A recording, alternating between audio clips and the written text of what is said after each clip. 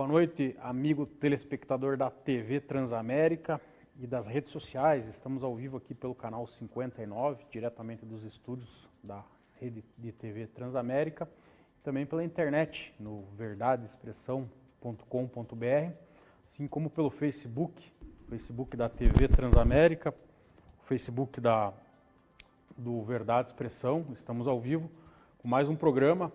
Após semana passada que realizamos os debates entre os candidatos ao governo do Estado, hoje vamos fazer uma análise aqui do panorama das eleições para presidente, governo do Estado e Senado no Paraná aqui. Vamos repercutir também as últimas pesquisas eleitorais. Para isso estamos recebendo já uma pessoa bem conhecida aqui no programa, cientista político e professor da Federal, Márcio Carlo Magno. Boa noite, Márcio. Uma honra recebê-lo aqui novamente no nosso programa. Boa noite, Rafael, e boa noite aos nossos espectadores. É sempre um prazer estar com você aqui. Legal. Então, Márcio, vamos começar aqui falando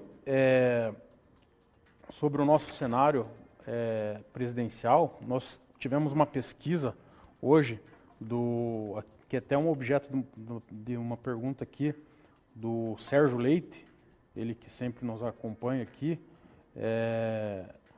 que essa pesquisa que saiu hoje, ela demonstra o Bolsonaro com 26 pontos. Foi uma pesquisa por telefone, 2.000 entrevistas. O Ciro Gomes com 12, a Marina com 11, o Alckmin com 8, o Haddad com 6, o Amoedo com 4, o Álvaro Dias com 3, branco e nulo nós temos 4 pontos, que declarou que não votaria em ninguém desses candidatos, 18, e não sabe 6%. Resumo, não sabe, branco e nulo, e que não votaria em ninguém, nós temos 28%. Essa pesquisa foi feita no dia 1 e dia 2, pegou só 2 dias aí da propaganda eleitoral no rádio e na TV. Como que você analisa esse quadro? Pergunta que eu faço para você: Bolsonaro vai conseguir manter esse percentual aí com tão pouco tempo de TV? A gente viu já a propaganda dele na TV e no rádio que mal dá tempo dele começar a falar, já terminou o tempo já. E o Alckmin, por outro lado, ele tem quase 6 minutos, ou mais de 6 minutos para desenvolver ali a campanha dele. Bolsonaro, você acha que só na internet, no engajamento na internet, WhatsApp, Facebook, Instagram, as redes sociais em geral, vai conseguir manter esse eleitorado, ou é um desafio a internet superar a propaganda do rádio e da TV? Essa é a grande pergunta dessa eleição, né? Então é um tanto complicado e complexo responder. Sobre os dados da pesquisa é muito interessante, porque embora tenha pego só um dia do horário eleitoral, pegou o resultado das entrevistas, das sabatinas que foram feitas no Jornal da Globo, no Jornal Nacional da Rede Globo. Elas basicamente mostram a tendência que já vinha sendo constatada, né? Na verdade, eu acho que o principal dado ali é que o Ciro passou a Marina no cenário sem o Lula, né? Nas pesquisas anteriores, a Marina ainda estava na frente, ou eles estavam empatados. O Bolsonaro, eu acredito que tenha subido 1 ou 2 pontos, mas está na sua base, mais ou menos no seu patamar, né, que ele já estava.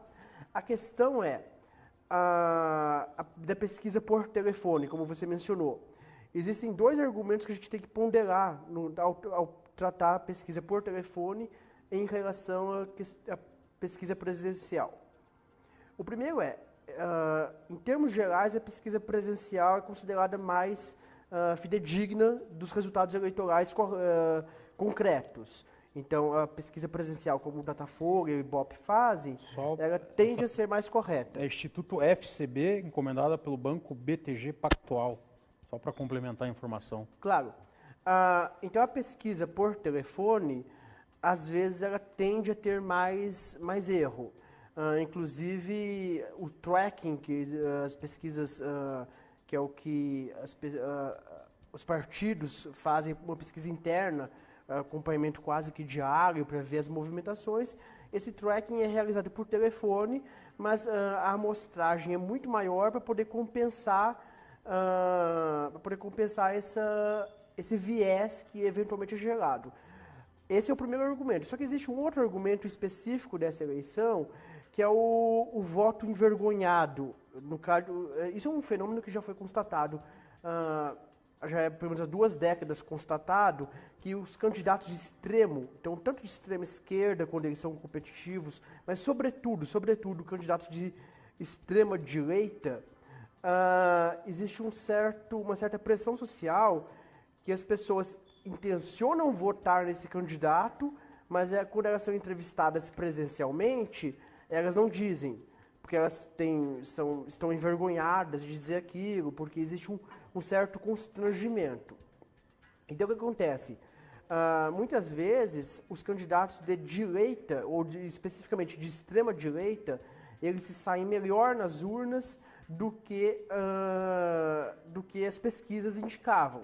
Você tem um caso lá dos anos 90 clássico, que do voto do Partido Conservador no Reino Unido, mas o mais próximo, o mais recente caso que a gente tem da gente é o Donald Trump nos Estados Unidos, né, que todas as pesquisas indicavam que a Hillary iria ganhar, e o Trump ganhou de uma forma muito inesperada. Justamente porque, entre outros fatores, existia esse voto envergonhado das pessoas que planejavam votar no candidato, mas não diziam isso nas pesquisas. Então, a pesquisa por telefone talvez, neste caso, seja mais precisa do que a pesquisa presencial. Porque, às vezes, a pessoa pode ter vergonha de falar para o entrevistador, face a face, só que no telefone a pessoa revela a sua verdadeira intenção de votos. Então, por exemplo, na pesquisa do Ibope, as pesquisas presenciais, o Bolsonaro tem cerca de 20%.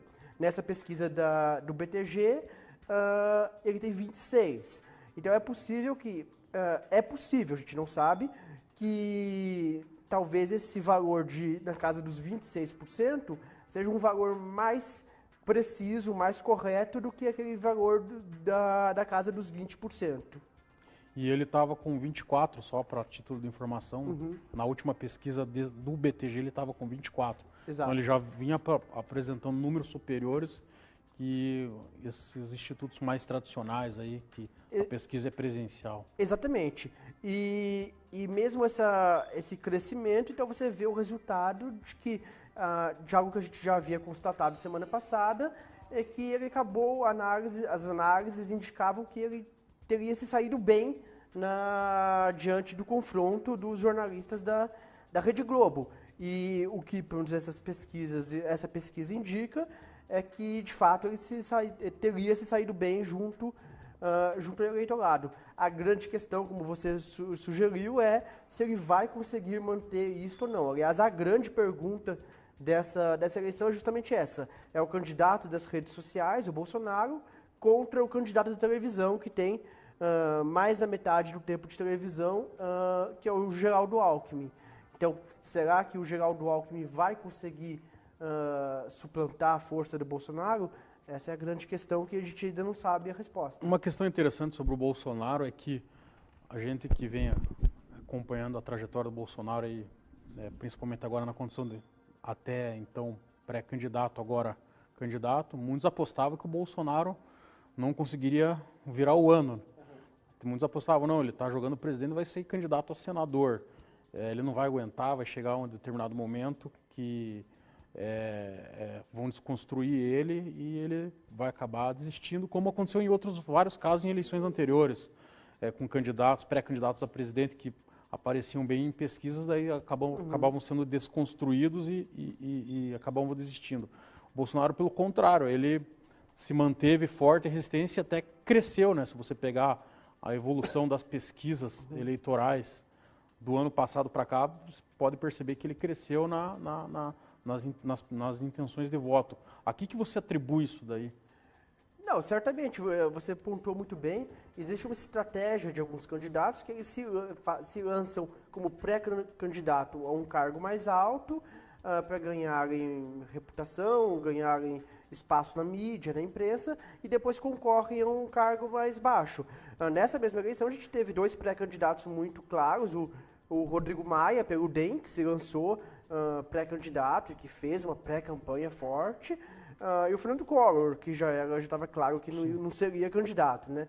E os dois acabaram decidindo concorrer a outros cargos. Então, o Fernando Collor está concorrendo ao governo de Alagoas e o Rodrigo Maia está concorrendo à reeleição como deputado federal no Rio de Janeiro. Muita gente achou, nós analistas todos, que o Bolsonaro seria a mesma estratégia, que ele estaria se lançando como pré-candidato para ter uma eleição que seria uma eleição praticamente garantida para o Senado no Rio de Janeiro.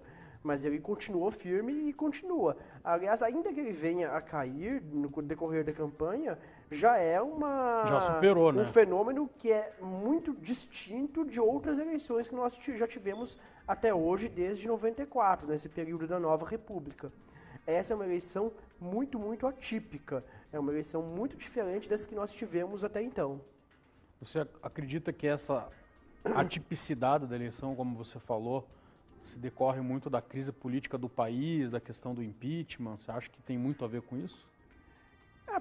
Parcialmente eu acredito que tem sim, porque geralmente você tem um governo versus oposição, então você tem muito claro quem é o governo e quem é a oposição, e você tem esses dois lados, o candidato que representa o governo e o candidato que representa a oposição. O fato do impeachment ter ocorrido, ele bagunçou um pouco o jogo, porque ao mesmo tempo que você tem o PT, que foi eleito, foi o partido eleito nas 4 últimas eleições, mas ele saiu do governo e virou oposição, então ele teve 2 anos de oposição. E aí você tem o presidente Michel Temer, que esteve junto, por exemplo, o PSDB esteve junto com ele no governo, está, aliás, junto ainda no governo, mas o candidato do PSDB não se diz do governo. Então, essa dualidade que ajuda, é como a gente chama de um atalho informacional, né? Ajuda a localizar as peças, quem são as peças, então quem é o governo, quem é a oposição, o que cada candidato defende. E essa dualidade governo-oposição, ela diminuiu um tanto pelo fato da localização do PSDB, do PT e de outros partidos, né? Tá, analisando o PT agora, então.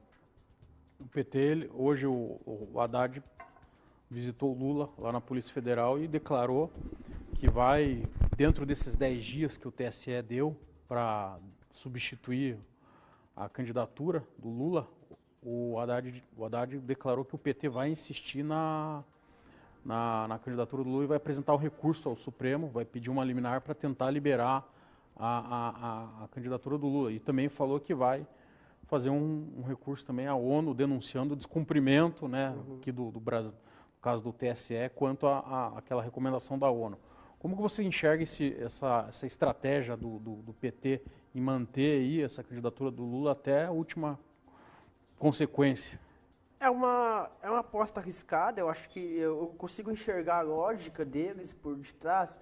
A intenção deles é manter esse clima de comoção, e quanto mais eles conseguirem manter a comoção em torno do Lula, eles conseguem manter a narrativa que eles estão propondo, né? O argumento de que o candidato está sendo injustiçado, está sendo perseguido, e isso tenderia a ajudar a mobilizar os seus seguidores, os seus eleitores. A aposta arriscada, né, o risco nessa aposta, é que isso vai diminuir o tempo que eles vão ter para fazer o Haddad ser conhecido do eleitorado e conseguir transferir os votos para o Haddad. Então, se eles efetivassem o Haddad agora como candidato, eles teriam 30 dias de horário eleitoral, um pouco mais de 30 dias, né, 32 dias, né, 34 até a eleição, para fazer o Haddad se tornar conhecido. Eles utilizando esse tempo, eles vão ter maior exposição do Lula e menor exposição do Haddad.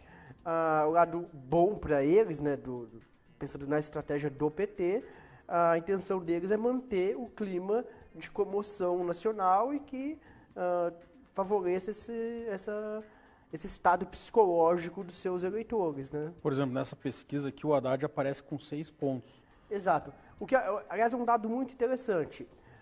As pesquisas que perguntam se o indivíduo estaria, o indivíduo que o candidato que vota no Lula, se ele votaria num candidato indicado pelo Lula, cerca de 2/3, cerca de 60%, diz que sim, eles votariam. Então, o Lula tem cerca de 30%. Se esses dados se comprovassem, o eleito pelo Lula teria cerca de 20%. Mas você vê aí que o Haddad não tem esses 20%. Ele tem cerca de 6%. Por que ele tem isso? Ele tem esse cerca de 6% justamente porque o eleitor não sabe que o Haddad é o candidato do Lula. Então, às vezes, o eleitor até intenciona votar no candidato do Lula, mas aí quando não tem o Lula, ele vota na Marina, vota no Ciro, vota em outros candidatos.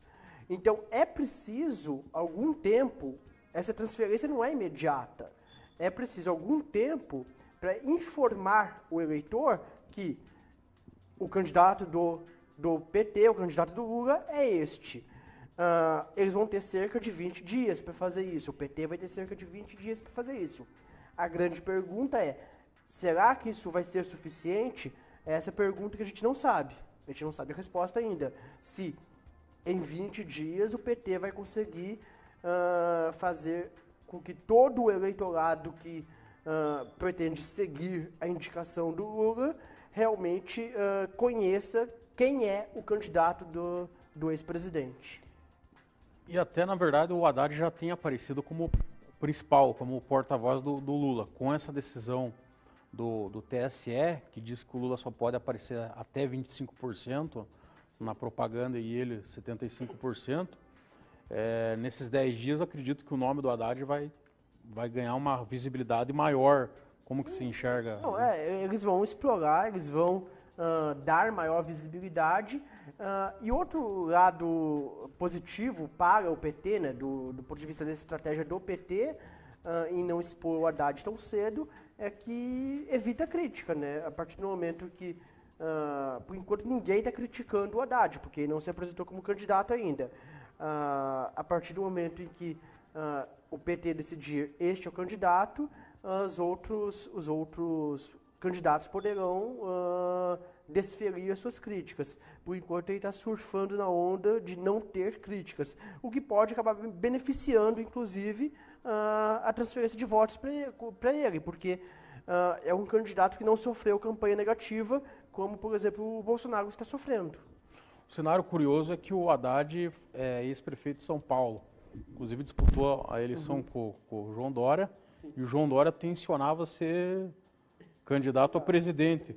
Ele foi o candidato vitorioso e o Haddad o candidato derrotado, mas foi o Haddad que está praticamente selando o caminho dele para disputar a presidência. O que é uma coisa bem irônica, né? O João Dória deve estar bem triste nesse momento, bem insatisfeito. E ele está numa eleição lá em São Paulo, fazendo um parênteses, bem disputada, né? A governo do estado, a gente vê um cenário bem equilibrado lá. Sim, eles estão em empate técnico, né? O João Dória e o Paulo Scaff. Provavelmente vai ter um segundo turno e vai ser uma eleição bem disputada. Seguindo aqui, em relação ao Ciro Gomes e a Marina, essas duas candidaturas aí, como que você vê a colocação dessas duas candidaturas? Você vê, eles têm pouco tempo de TV, você vê alguma possibilidade aí de ter uma surpresa aí e um desses dois aí, de repente, chegar num segundo turno? Não, a possibilidade sempre existe, claro. A grande dificuldade de ambos, como você mesmo colocou, é que eles têm muito pouco tempo de televisão.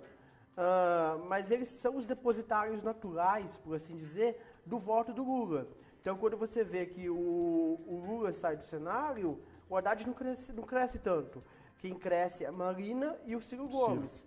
Então, o eleitor do Lula, ele já migra naturalmente para a Marina e para o Ciro Gomes. Então, é possível que, se o Haddad sofrer problemas para crescer, como por enquanto ele não ter crescido tanto, se ele continuar sem crescer, então os dois poderiam se valer do eleitorado do Lula, capturar este eleitorado da centro-esquerda e poderiam, sim, certamente ir para o segundo turno. Aliás, uma coisa interessante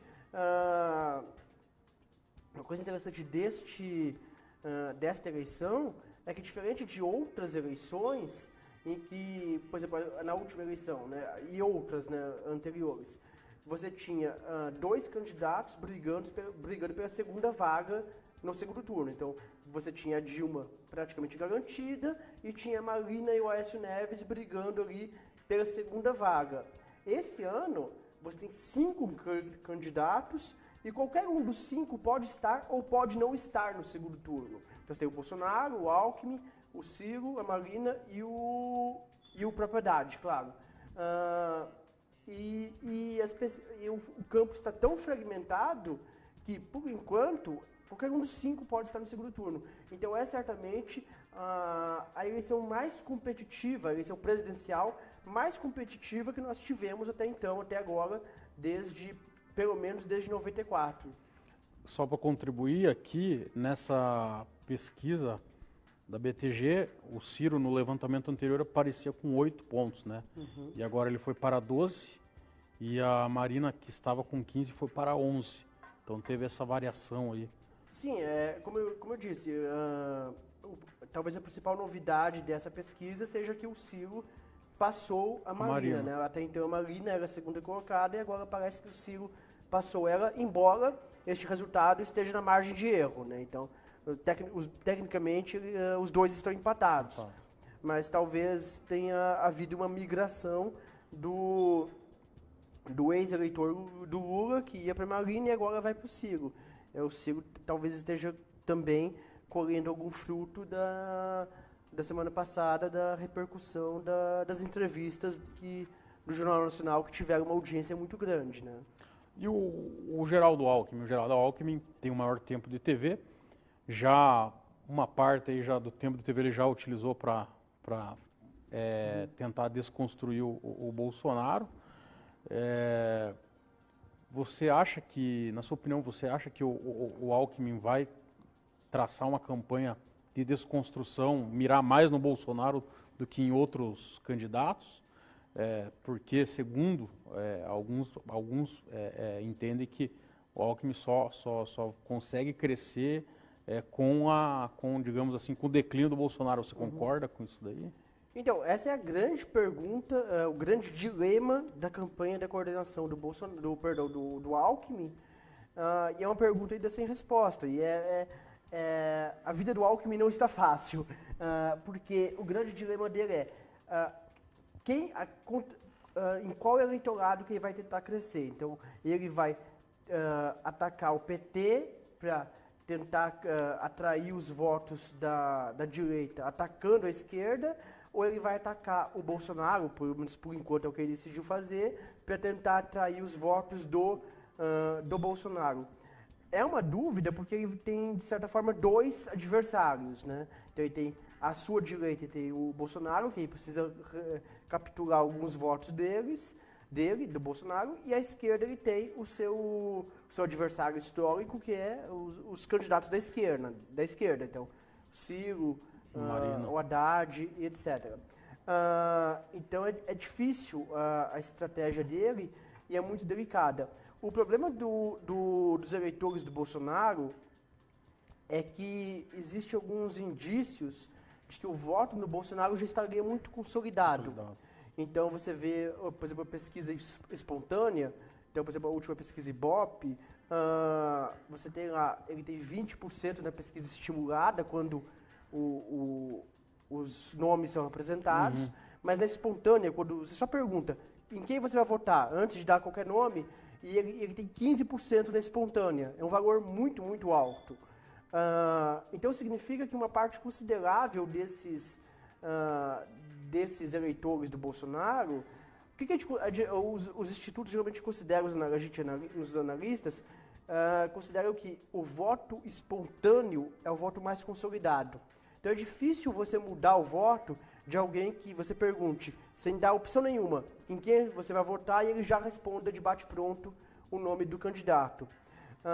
Então, se isso for verdade, o Bolsonaro talvez teria ali uma base de 14, 15% de eleitores que talvez não mude de forma alguma. Então, sobra pouco para o Alckmin resgatar para si.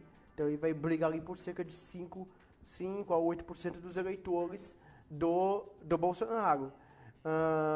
E ele tem que crescer em várias frentes. Então, é um cenário difícil para o Alckmin. Por enquanto, a estratégia dele, ele decidiu atacar o Bolsonaro e tentar desconstruir o Bolsonaro. Se isso vai ser eficaz ou não, a gente ainda vai ter que ver, provavelmente ainda, a gente vai ter que esperar pelo menos umas 2 semanas, ali por volta de 15 de setembro, é que a gente vai ter algum resultado se essa estratégia de desconstrução do Bolsonaro na televisão surtiu ou não algum efeito. O Alckmin, só para constar, ele apareceu com 8 pontos aqui nessa pesquisa, que mais ou menos reflete o que ele tem aparecido nas outras pesquisas de outros institutos. Sim. E a gente vê que o eleitorado do Bolsonaro e até o pró-Bolsonaro, ele já, isso a gente vê em todas as entrevistas, ele já está preparado para receber o ataque e já tem o contra-ataque. Sim.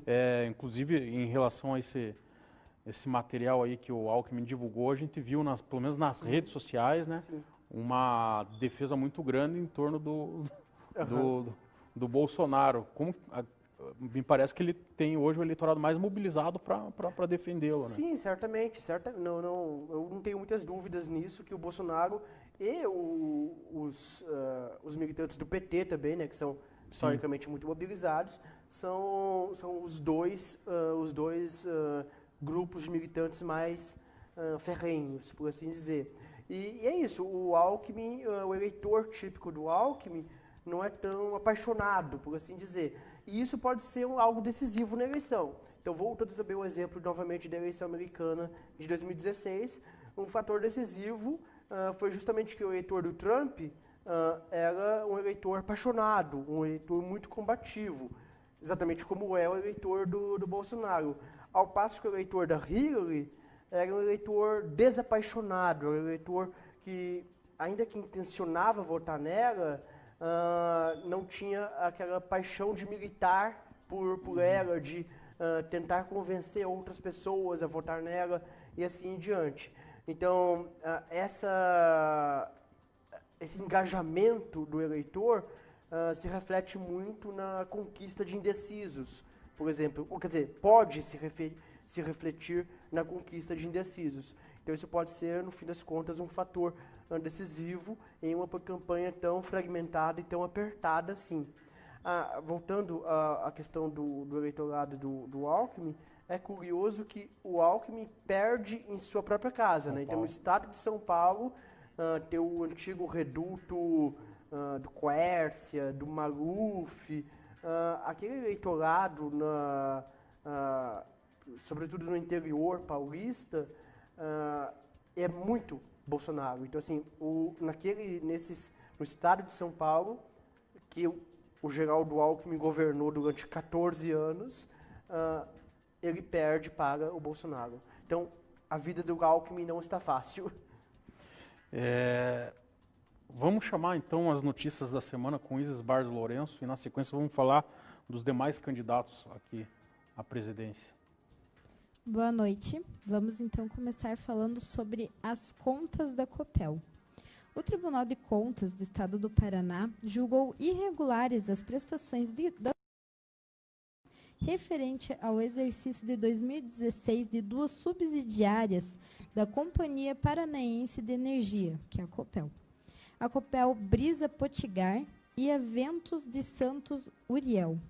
Ambas são sociedades de propósito específico, criadas pela empresa pública de economia mista paranaense com o objetivo de atuar na produção de energia eólica no Nordeste brasileiro.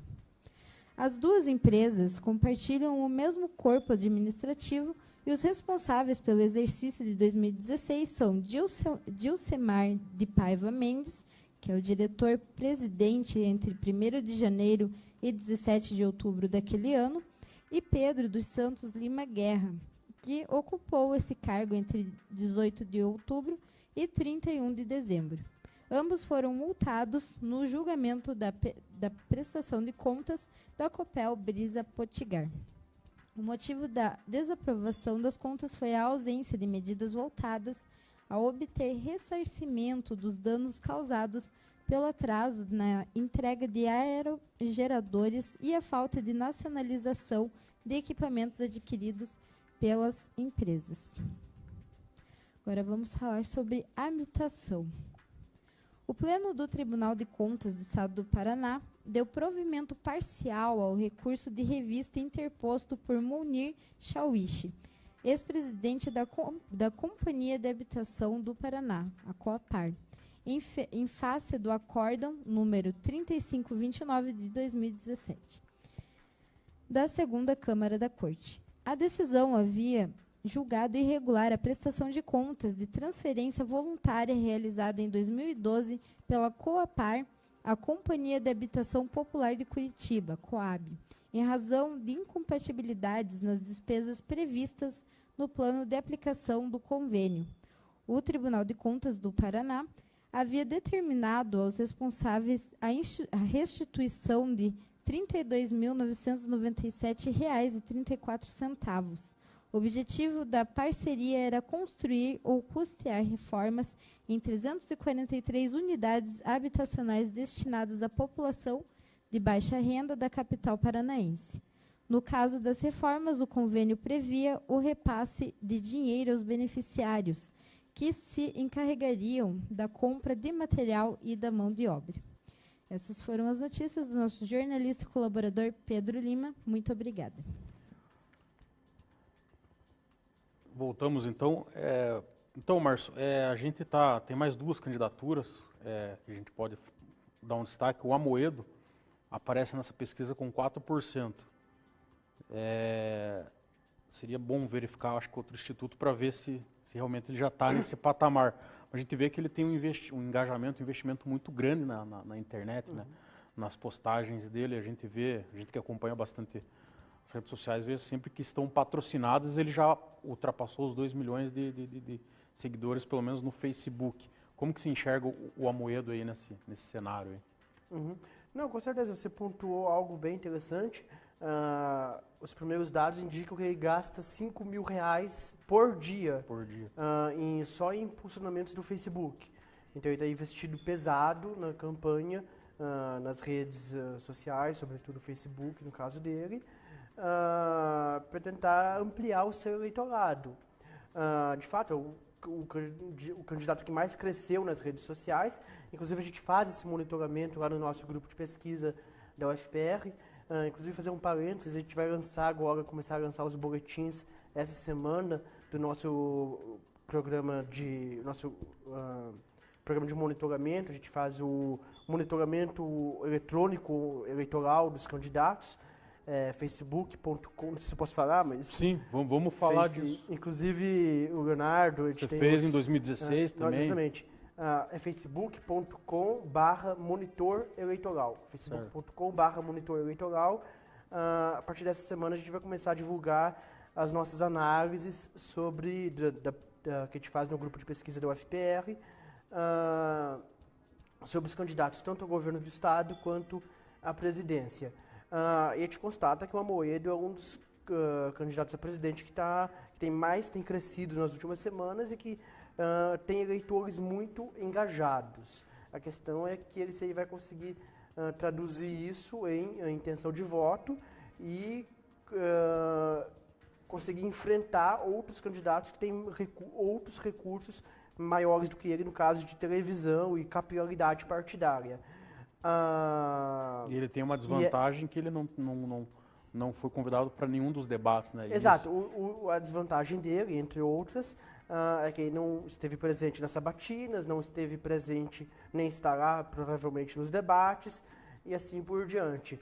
Então, talvez ele não cresça o suficiente para se tornar um candidato competitivo. A gente não sabe, pode vir a acontecer, sim, mas talvez seja o suficiente para incomodar muito o Alckmin. A gente estava falando agora há pouco que a vida do Alckmin não está fácil. Tomar voto, né? E de fato, o Alckmin só tem problemas por todos os lados. Então, ele tem pelo menos outros 3 candidatos competindo pelo mesmo segmento da centro-direita, né? Então, ele tem o Amoedo, competindo pelo lado liberal da economia, o Meirelles pelo mesmo segmento, e o Álvaro Dias, que é um ex-tucano, né, do mesmo partido, competindo ali pelo discurso da moralidade, né, da ética e tudo mais. E é muito regional, Álvaro Dias, né? É. Eleitores que sempre votaram no PSDB agora estão com Álvaro Dias, né? Principalmente aqui na região sul, né? Exato, e é o problema do Alckmin, né? Porque ele perde na região sul, onde o PSDB sempre venceu, para o Álvaro Dias. Aí perde no seu estado para o Bolsonaro. E isso vai criando uma série de problemas para ele. E agora parece que ele está começando a perder esse território do liberalismo econômico para o Amoedo. A gente tem que ficar atento a se ele vai continuar crescendo. Se ele chegar ali na casa de 6, 7% e o Alckmin não crescer e continuar com seus 8%, aí pode haver algum tipo de debandada ali, mas eu acho que é improvável esse tipo de movimento, eu acho que é improvável. Mas é um candidato para a gente ficar de olho nas próximas semanas, né, o seu desenvolvimento. Você falou do Álvaro Dias aparece nessa pesquisa com 3 pontos. Parece que o Álvaro Dias, além dele não ter ido tão bem nos debates, ele não conseguiu empolgar e parece que ele focou demais naquele discurso da Lava Jato, de chamar o Sérgio Moro para ser um ministro. Me parece que vai ser complicada a missão do Álvaro Dias aí. O que as análises apontaram, que o seu desempenho no eleitorado ficou, nos debates ficou um pouco monotemático, né? Então ele ficou repetindo esse discurso da ética, do Sérgio Moro, etc. Ele fez disso uma bandeira, mas parece que ele não foi além disso.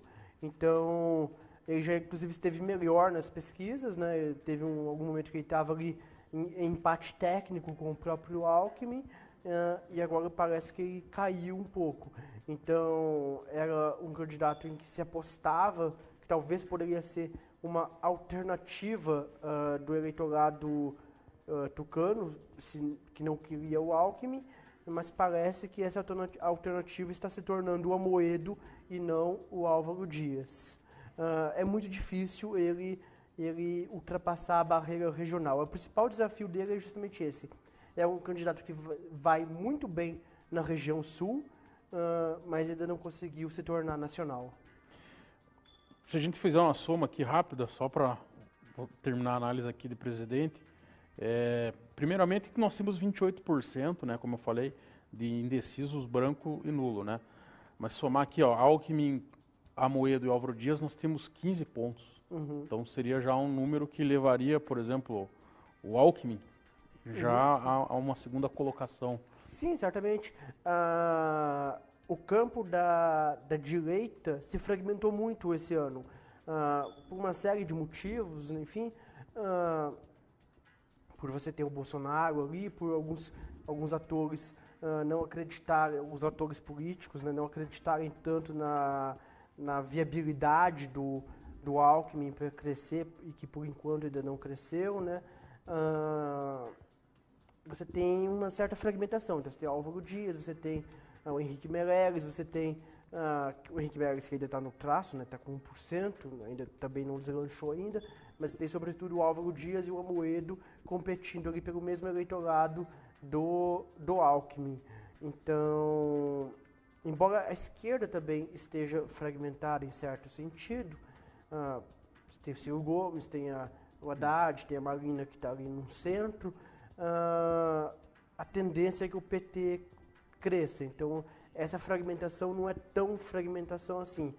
Me parece que a direita está mais fragmentada, neste caso, nesse eleitorado que a gente poderia chamar que é o eleitorado tradicional do PSDB, né? O eleitorado da centro-direita racional, da centro-direita liberal, e por assim vai. Aí o Bolsonaro pega já num outro eleitorado que é na extrema-direita, né? Que é já não é tão diretamente concorrendo com o Alckmin. Mas esse eleitorado da direita liberal, você tem pelo menos 4 candidatos concorrendo, né, que é o Alckmin, o Álvaro, o Amoedo e o Meirelles. Essa pesquisa, só para finalizar, então, margem de erro 2 pontos, para mais para menos. Acredito aí que, na sua visão aí, você acredita que uma pesquisa na semana que vem vai dar para mensurar melhor esse quadro aí, já com tempo de TV, rádio? Eu acredito que sim, todas as pesquisas nessa altura, todas as pesquisas vão ser importantes, então semana que vem a gente vai ver os primeiros resultados da semana passada, né, dessa primeira semana do horário eleitoral. Mas certamente eu acho que a gente não vai, na semana que vem é muito provável que nós ainda não tenhamos nenhuma grande mudança em relação a esse cenário que nós já temos hoje. Então, é provável que a gente comece a sentir as mudanças a partir de 2 semanas. Então, depois do dia 15, ou por volta do dia 15 de setembro, é que provavelmente a gente vai ver alguma mudança, se houver, claro, no cenário eleitoral. Tem um dado interessante, a gente estava conversando em off antes de começar a nossa entrevista, né?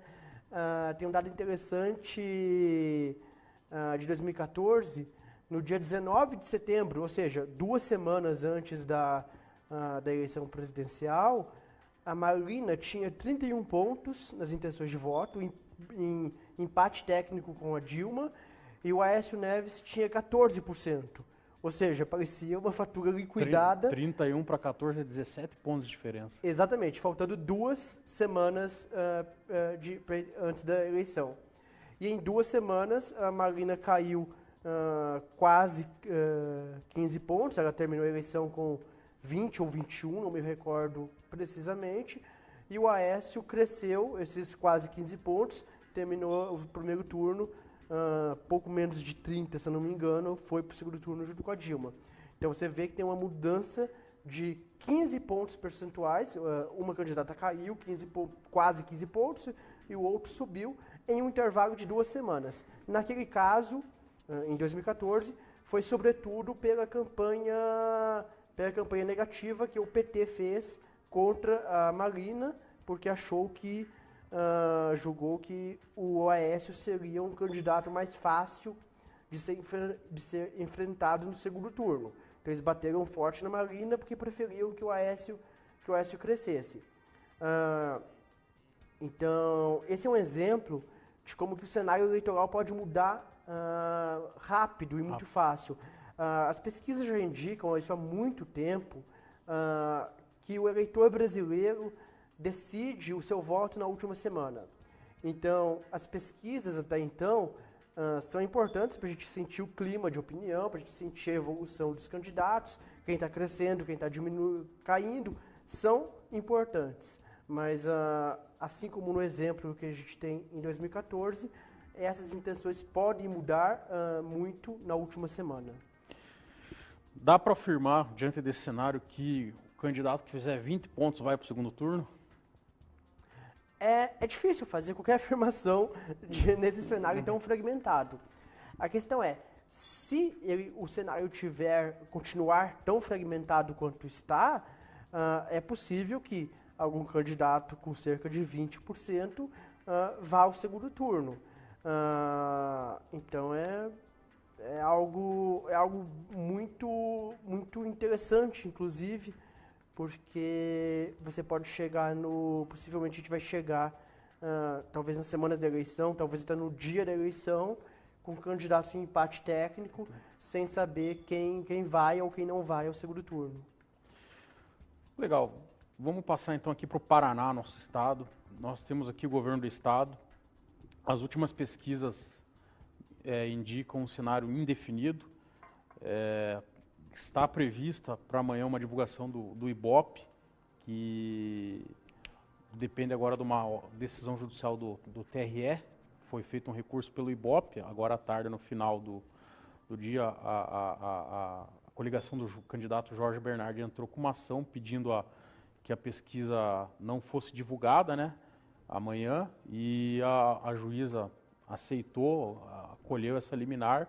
Então, por hora, essa pesquisa não pode ser divulgada, mas o Ibope já apresentou o recurso, então a qualquer momento pode haver a liberação para a divulgação dessa pesquisa, que apresentaria o cenário para governo e Senado. Mas na última que nós tivemos do Ibope, a gente viu uma margem de indecisos bem considerável, 15 pontos de indecisos e 22 pontos de branco e nulo. E o Ratinho com aqueles 33 pontos, que ele já mais ou menos mantinha nas últimas pesquisas, e a Cida com 15 pontos. E atrás veio o João Arruda com 5, e os demais candidatos lá com 3, Rosinha com 3, Piva com 2, Jorge com...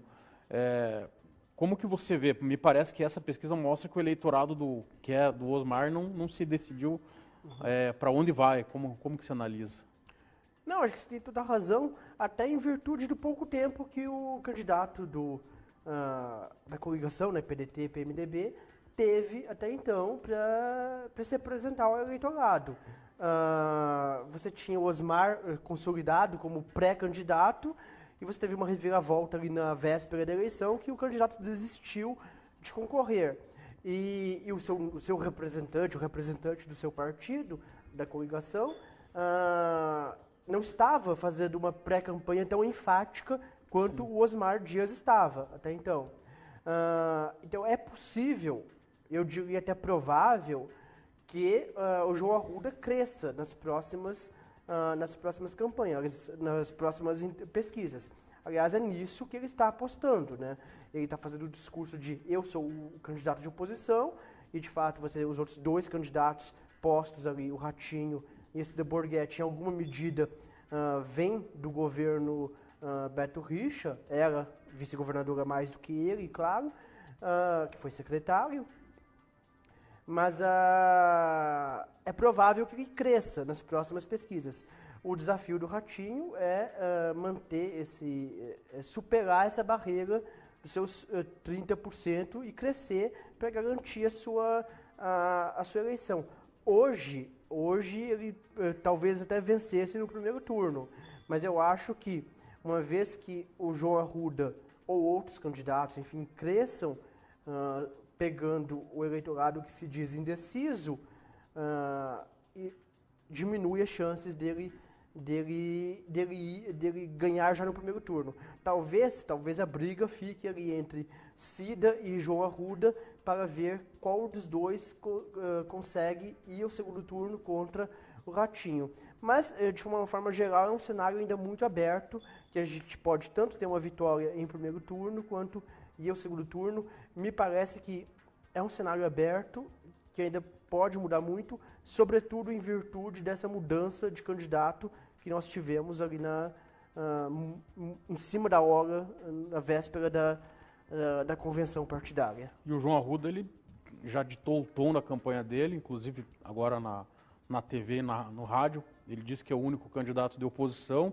Inclusive, teve até um vídeo lá que ele soltou do 29 de abril, envolvendo os professores, e que já é até objeto de batalha na justiça para retirar ou não aquele vídeo.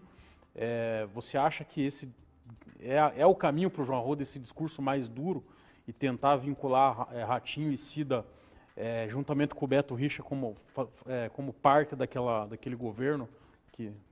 Me parece que sim, do ponto de vista da estratégia dele, é o grande diferencial competitivo dele, e é uma estratégia racional, me parece que é uma estratégia adequada, sim, ele se colocar como candidato de oposição, até porque é curioso, você vê as pesquisas anteriores até o semestre passado, a desaprovação do governo Beto Richa era muito grande, até o momento que ele renunciou, ele saiu do governo. Embora viesse caindo paulatinamente, a rejeição ainda era muito grande. E, por enquanto, os dois principais candidatos, os que estão na frente, a governadora Cida Borghetti e o Ratinho Júnior, são candidatos que vieram desse grupo político. Então, é racional a estratégia do João Arruda de associar esses dois candidatos ao como o grupo do Beto Richa, que de fato eles fizeram ou fazem parte. Aliás, e é isso, é curioso que um governador com uma rejeição tão grande e os candidatos de oposição ainda não têm uma intenção de voto tão grande assim. Então, existe um espaço aberto no eleitorado para que ele cresça. Aí a questão é sempre aquela, potencial é uma coisa, efetivar este potencial é outra. Então, a gente vai ter que esperar para ver se ele vai conseguir concretizar esse potencial de crescimento que ele tem. Agora, o potencial de crescimento há muito. Agora, no caso do Ratinho, me parece que ele tem que fazer de tudo para liquidar essa fatura no primeiro turno. Porque se for para o segundo turno, talvez ele tenha aquela dificuldade que ele teve quando foi candidato a prefeito, que ele não conseguia passar daqueles 40 e poucos %, pegando aquele eleitorado mais conservador. Exatamente, foi exatamente isso. Foi o que derrotou ele na eleição contra o Fruit, em 2012. Perdão. Foi o que derrotou ele contra o Fruit na eleição de 2012, para prefeito de Curitiba. E ele venceu o primeiro turno disparado. E o segundo turno ele teve praticamente os mesmos votos que ele já tinha tido no primeiro. Ou seja, ele não conseguiu ampliar a sua base. Então, do ponto de vista para o Ratinho, quanto mais brancos e nulos houverem nessa eleição, melhor. Porque ajuda ele, diminui os votos válidos, o cálculo dos votos válidos, né? E ele pode ganhar no primeiro turno com mais facilidade. Se ele for para o segundo turno, talvez ele possa enfrentar essa mesma rejeição que fez ele ser derrotado em 2012. Vamos falar então do Senado. O Senado aqui no Paraná, pela última pesquisa, o Requião aparece liderando com uma certa folga, né? E o Richa vem 10 pontos atrás. E o Flávio Arnes bem abaixo. E daí me parece que o Flávio Arnes é o único candidato assim que tem uma expressão de votos aí que ainda pode vir a incomodar. Daí logo abaixo vem o Canziani, juntamente com os demais candidatos como o Rodrigo Tomazini, a Jaqueline, o Rodrigo Braga Reis, José Boni, o Oriovisto, que muitos apostam ainda que pode surpreender, ele só apareceu com um ponto. Como que você vê esse cenário no Senado? Me parece o Requião com uma eleição mais adiantada, mas o Richa ainda parece que vai ter talvez tenha alguma dificuldade, né? Sim, aquilo que nós estávamos falando agora há pouco, que a tendência do eleitor brasileiro, o eleitor comum, o eleitor médio, o eleitor mediano, existem vários termos, enfim, a tendência de que ele decide o seu voto na última semana, isso é uma tendência que acontece mesmo para os cargos majoritários, como governador e presidente, essa tendência é ainda mais agravada nos cargos legislativos, então, deputado estadual e federal e senador. E é ainda mais agravada, nesse ano, por exemplo, nós teremos 2 senadores. Perdão. Então, geralmente as pessoas escolhem um candidato a Senado, então elas focam sua atenção em um candidato. E no fim, lá na última semana, às vezes elas se dão conta de que elas precisam escolher um segundo. Então, é possível que algum desses esse segundo escalão das intenções de voto, seja beneficiado por algum tipo de voto de protesto. Então, ou Flávio Arnes, ou algum outro candidato, por exemplo, o professor Oriovisto, que é o candidato da chapa do Ratinho e vai ter potencialmente muito dinheiro para investir em sua campanha, eles cresçam e sejam beneficiados pelo voto útil. Ou seja, o eleitor do Requião, ele vai ter um segundo voto, e ele não quer que o Beto Richa ganhe. Estou falando em termos hipotéticos. Então ele vota no terceiro colocado, seja o Flávio Arnes, ou o Oriovisto, ou quem tenha mais chances, para impedir que o Beto Richa se eleja.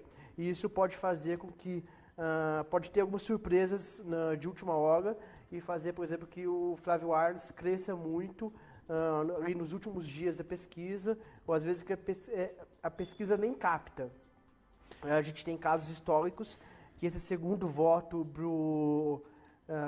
para o senador, a pesquisa nem capta e a gente tem algumas surpresas muito grandes na urna. A última eleição aqui para o Senado, a gente teve uma quase surpresa, que foi o Fruit, né? Que nenhuma pesquisa indicou ele de forma tão clara, e eu não lembro qual era a porcentagem, mas foi uma porcentagem muito pequena, ele esteve atrás do Requião. Então o Requião quase perdeu a eleição para o Fruit, que as pesquisas não captaram o Fruit de uma forma tão forte na intenção de voto. Só que as pessoas optaram pelo Fruit como segundo senador e ele quase venceu o Requião. Um outro fator que pode também determinar essa situação do Beto Richa são essas denúncias aí que constantemente vêm aparecendo na imprensa. Isso, você acredita que isso pode influenciar aí na decisão do voto do eleitor? Um maior desgaste no nome dele? Sim, certamente a campanha negativa pode influenciar e influencia. Aliás, é uma coisa curiosa, porque a campanha negativa influencia somente em disputas majoritárias, né? Então, o caso de presidente, governador e senador, a campanha negativa funciona. No cargo proporcional, então os deputados estadual e federal, é muito difícil algum tipo de campanha negativa funcionar, porque basta uma pequena parcela do eleitorado votar naquele candidato que ele se elege, ainda que mais da metade do eleitorado rejeite aquele candidato. Então você vê... Até os próprios candidatos ao governo têm feito muita campanha negativa dele, né? A gente vê nos debates ali, o nome dele sempre sendo mencionado de forma negativa. Sim, é uma estratégia que os candidatos adotam para tentar desconstruir os seus adversários.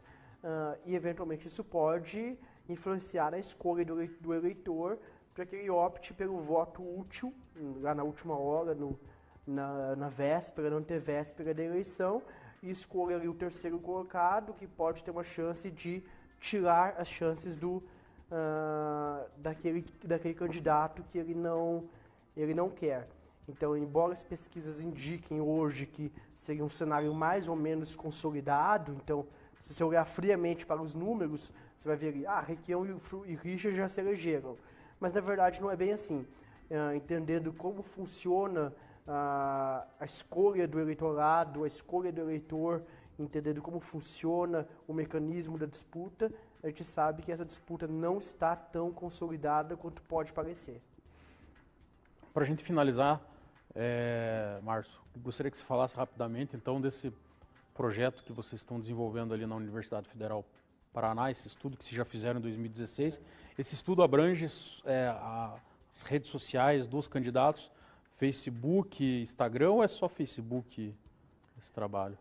Então, majoritariamente, a gente tem um projeto de extensão, que é o MEME e Monitor Eleitoral, que a gente produz uma série de análises e a gente divulga já em tempo real. Então, a academia, às vezes, tem uma distância do público, às vezes a academia fica falando só para si mesma, falando com uma linguagem muito acadêmica, muito rebuscada. Esse nosso projeto, a intenção é divulgar as nossas análises já para o público-alvo é o eleitor, né? A gente tentar dar uma ferramenta para os eleitores, para os cidadãos e para a imprensa, inclusive, né? Nutrir a imprensa com algumas informações que ela possa repercutir e assim em diante. A gente fez essas análises durante a campanha para prefeito em 2016 e a gente está retomando o projeto agora e a partir dessa semana a gente vai começar as publicações este ano, focando sobretudo no Facebook, até porque é a principal ferramenta que os cidadãos brasileiros, os eleitores brasileiros utilizam, mas a gente tem algumas análises engatilhadas ali que provavelmente vão sair na segunda quinzena do mês, também utilizando o Instagram, que é uma ferramenta em ascensão no Brasil, né, entre os cidadãos e também entre os políticos. Então a gente vai combinar provavelmente essas duas ferramentas de análise e o nosso principal meio de divulgação é a própria página do próprio Facebook, que a gente divulga os boletins informativos do grupo de pesquisa. Então, para quem queira buscar, ou buscar no campo de busca lá, meme, e monitor eleitoral, ou no endereço direto é facebook.com/monitor eleitoral, tudo junto. É a página do grupo de pesquisa lá da Universidade Federal do Paraná, do programa de pós-graduação em ciência política. Legal. Márcio, eu agradeço a sua participação aqui conosco. Vamos ver se a gente, até o final da eleição, marcamos mais uma conversa para analisar esse quadro. E está sempre à disposição aqui o canal para você.